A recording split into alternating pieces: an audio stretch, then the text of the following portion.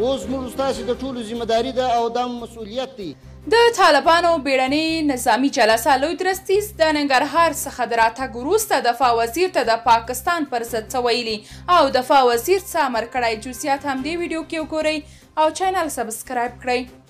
وروسته له هغه چې په ننګرهار او کونړ کې پاکستانیانو پر افغان خاوره د اغسان تار لګولو او د راکټي بریدونو پیل وکړ، نو د طالبانو د چټک او توند غبرګون سره مخ شو چې تر دې وروسته د هیواد لوی درستیز هم ننګرهار او کونړ ولایتونو ته سفرونه وکړل او د فرضي کرښې صفري نقطو څخه یې لیدنه وکړه. اوس تازه خبر دا دی چې لوی درستیز د یاد سفر وروسته دفاع وزارت کې د ملا یعقوب په شمول د نورو لوړپوړو طالب مشرانو سره نظامي جلسه نیولې او دوی ته د پاکستان د تیري په اړه معلومات ورکړ.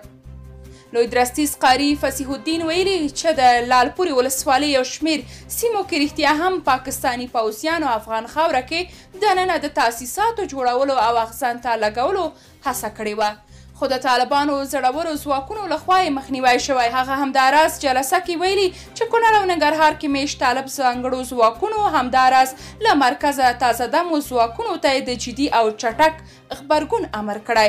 د لوی درستیز د خبرو وروسته د دفاع وزیر ملا یعقوب مجاهد د طالب ځواکونو میړانه ستایلې چې پر وخت یې پاکستاني ځواکونو ته غاښ ماتونکی ځواب ورکړ. ملا یعقوب ویلي چې که څه هم د طالبان نظام نوی دی او ځواکونه یې د روزلو په حال کې دي، خو دا په دې معنا نه ده چې ګاونډیان به زموږ په خاورې یرغل وکړي او موږ به ورته ګورو. په یاده نظامي جلسه کې چې دفاع وزارت کې شوې ده پریکړه وشوه چې سیاست د طالبانو د سیاسي مشرانو کار دی او د هیواد پولو ساتل د نظامیانو کار دی.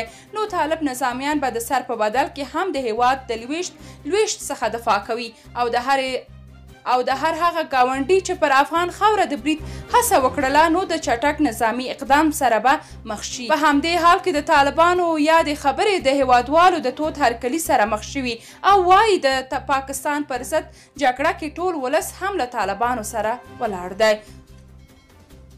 درنو لیدونکو، تاسو په دې اړه څه نظر لرئ؟ کمنټ کې شریک او چینل سبسکرایب کړئ.